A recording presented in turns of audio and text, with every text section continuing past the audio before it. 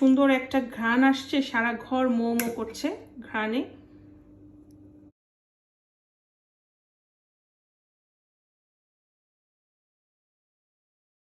আসসালামু আলাইকুম my lovely viewers, আশা করি সবাই খুব ভালো আছেন, নিরাপদে আছেন। আজকে আমি আপনাদেরকে চিটাগংয়ের ঐতিহ্যবাহী মেজবানি মাংসের রান্নার রেসিপি দেখাবো। মেজবানি মাংসের জন্য আমি এখানে 2 কেজি গরুর মাংস নিয়েছি। আপনারা চাইলে খাসি বা ল্যাম্ব যেটাই পছন্দ করেন সেভাবেই নিতে পারেন। আর মেজবানি মাংসে সাধারণত হাড্ডি, ফ্যাফসা, কলিজা সব কিছু মিলাই রান্না করতে পারেন, বাট আমি আজকে শুধু মাংসটা নিয়েছি আর হাড্ডি, কলিজা অ্যাড করি নাই আজকে। কলিজাটা আপনারা ইচ্ছা করে স্কিপ করতে পারেন, ইচ্ছা করলে অ্যাড করতে পারেন। তো আমি যে মশলাগুলি ইউজ করবো সেগুলি আপনাদেরকে স্টেপ বাই স্টেপ দেখাবো। মেজবানি মাংস মানেই অনেক মশলার সমাহার, নানান ধরনের মশলা দেয় এখানে। আপনার বাদামটা দিতে হবে, চীনা বাদাম আর নারিকেল, বাট কেউ যদি বাদাম এবং নারিকেল না খেতে চান আপনারা স্কিপ করতে পারেন, কারণ অনেকেরই অ্যালার্জি আছে। নারিকেল বাটা এবং বাদাম দিলে এটা টেস্ট অরিজিনালি যেটা মেজবানি রান্না সেটাই আসে। এখানে আছে সাদা এলাচ আর কালো এলাচ, 2 ধরনের এলাচ আছে। আমি 3টা কালো এলাচ নিয়েছি আর 6-7টা পরিমাণ সাদা এলাচ ওটা নিয়েছি। 6-7টা লবঙ্গ নিয়েছি, কিছু 1 চামচ পরিমাণ হবে। এখানে আছে গোলমরিচ, আস্ত গোলমরিচ, আর এখানে 2 টুকরা বড় সাইজের দারচিনি আছে। আর 1 টেবিল স্পুন পরিমাণ এখানে গোটা ধনিয়া আছে। গোটা জিরা আমি নিয়েছি এখানে 2 চা চামচ পরিমাণ। আর রাঁধুনি মশলাটা আছে এখানে 1 চা চামচ পরিমাণ। আর এখানে আছে সরিষা, সাদা সরিষাটা নিতে হবে, সরিষাও আছে আমার এখানে 1 টেবিল স্পুন পরিমাণ। তো চীনাবাদামটাকে আমি পেস্ট করে নিব। এখানে 1.5 টেবিল স্পুন পরিমাণ চীনাবাদাম হবে, সেই পরিমাণ নিয়েছি। কিছু লাল মরিচ রেখেছি এখানে, 3-4টা তেজপাতাও আছে।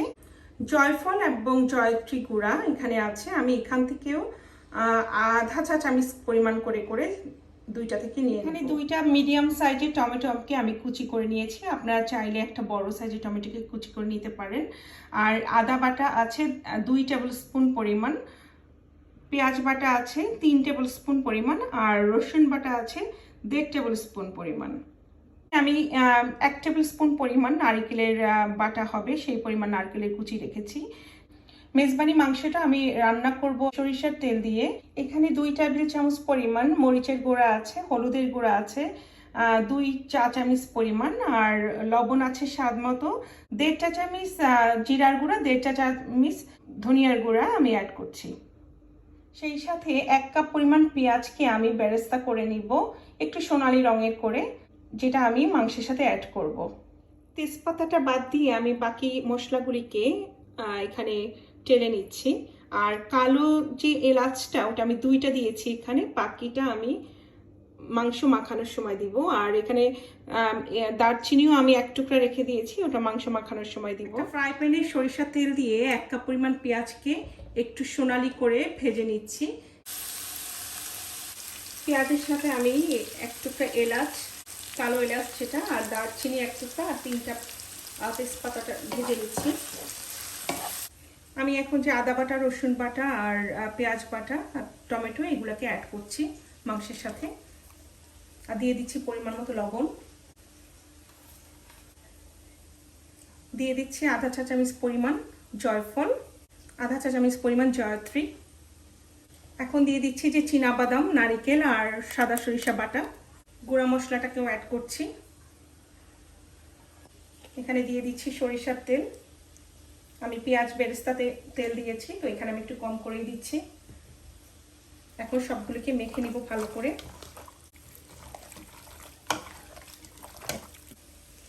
পেঁয়াজ বেরেস্তা আর দারচিনি, 1টা এলাচ, কালো এলাচ আর কিছু তেজপাতা, এগুলিকে আমি ভেজে নিয়েছি।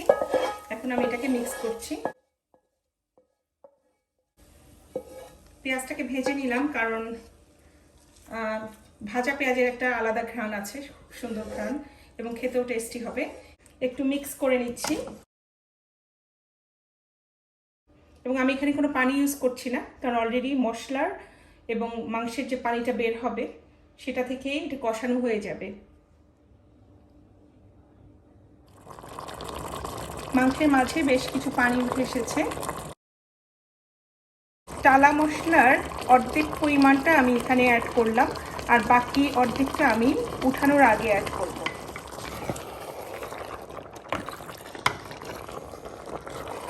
মশলাটা মিক্স করে দিচ্ছি মাংসের সাথে। এখন আমি এটাকে ঢেকে দিব মিডিয়াম লো আছে 40 থেকে 50 মিনিটসের মতো। ঢেকে দিলাম। 40 থেকে 50 মিনিটসের মতো আমি রাখবো এভাবে। 50 মিনিটের মতো ঢেকে রাখার পরে মাংসটা এরকমভাবে কষানো হয়ে যাচ্ছে। এখন আমি একটু ভালো করে কষিয়ে নিচ্ছি। দিয়ে দিচ্ছি 4টা কাঁচামরিচ। আপনারা আপনাদের পছন্দ মতো ঝাল দিবেন। মেজবানি মাংসে একটু ঝাল বেশি হলেই ভালো লাগে।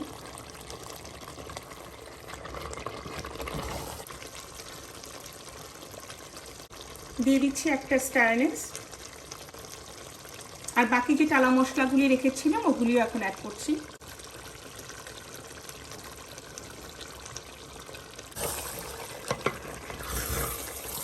কষানো হয়ে গেছে। এখন আমি এখানে দিয়ে দিব 2 কাপ পরিমাণ পানি। পানিটা আমি সিদ্ধ করে নিয়েছি।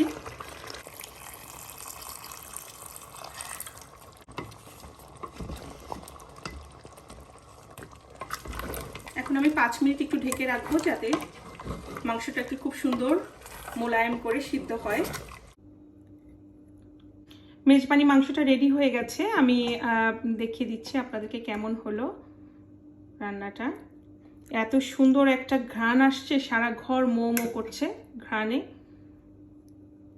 খুব সুন্দর একটা অ্যারোমা আসছে সারা ঘরে।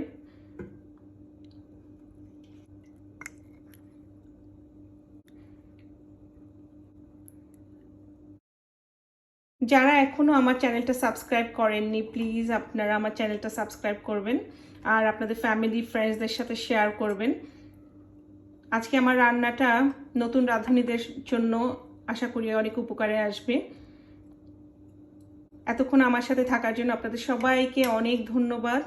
আবার আমি আসবো অন্য কোনো রেসিপি নিয়ে আপনাদের মাঝে অন্য সময়। এ পর্যন্ত সবাই ভালো থাকবেন। সবাইকে ঈদ মোবারক।